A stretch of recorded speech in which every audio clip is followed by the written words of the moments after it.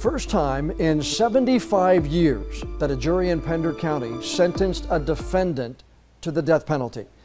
It was also the first time a now veteran prosecutor, Ben David, ever saw a dead body.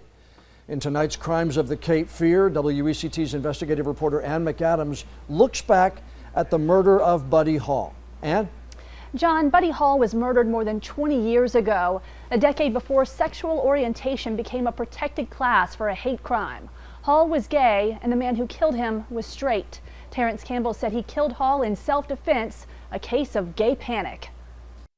On February 2nd, 2000, the normally peaceful community of Willard in northern Pender County was shaken to its core when Buddy Hall was brutally murdered inside his own home. Hall was a church organist and a closeted homosexual.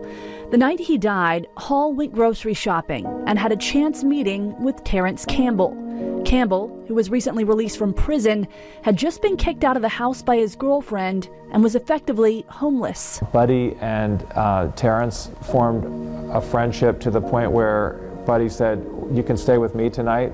The two men ate dinner together at Hall's home and then watched TV. At some point, Campbell says Hall made a pass at him. Campbell, who was straight, said he panicked and killed him. But what happened afterwards made investigators question Campbell's story. The following day, employees at Kmart in Aiken, South Carolina, noticed Campbell sitting in a car in the parking lot watching people. After 4 hours, they found his behavior so concerning, they called police.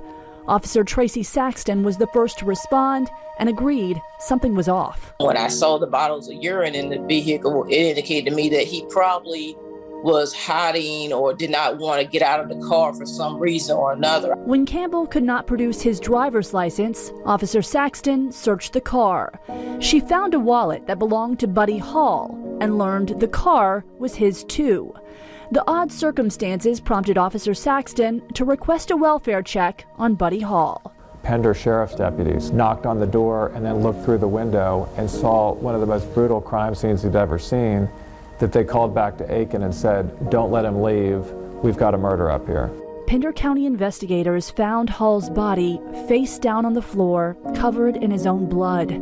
4 hours away, Aiken police arrested Campbell, who quickly admitted to killing Hall, but said he did it in self-defense. If you look at the nature of Buddy's injuries, the blows to the back of his head, we believe it was a sneak attack. We don't believe that self-defense was the motive for this assault. We believe it was a straight-up murder. It was opportunistic. It was a way of luring Buddy back into his own house to basically be able to rob him blind and leave no witnesses. And Campbell had a history of violence. His criminal record included 2 prior bank robbery convictions where he threatened to kill the tellers, and a brutal kidnapping and sexual assault on his estranged wife. Still, 20 years ago, prosecutors worried a jury might sympathize with Campbell's gay panic defense. Terrence Campbell basically was alleging that Buddy Hall was worth killing. He was saying that he was beneath the law's protection. The jury completely disagreed. They not only convicted Terrence Campbell of first-degree premeditated murder and felony murder, but after a lengthy sentencing hearing, voted for the death penalty, the only death penalty in Pender County in 75 years. Decades later, the now retired Officer Saxton remembers her work arresting Terrence Campbell as one of the highlights of her career. It was a pretty big deal for me. I mean, I was still in what I consider to be my rookie phase. And, you know, the fact that I was able to solve a murder before anybody even knew a murder occurred was pretty significant to me. I think that the family of the victim would probably be appreciative of the fact that I went that extra mile to make sure that everything was okay. Had she not, this crime may have never been solved. Campbell remains on North Carolina's death row. WECT attempted to interview him for this story, but due to staffing shortages, the state is not allowing on-camera interviews. Ann McAdams, WECT News.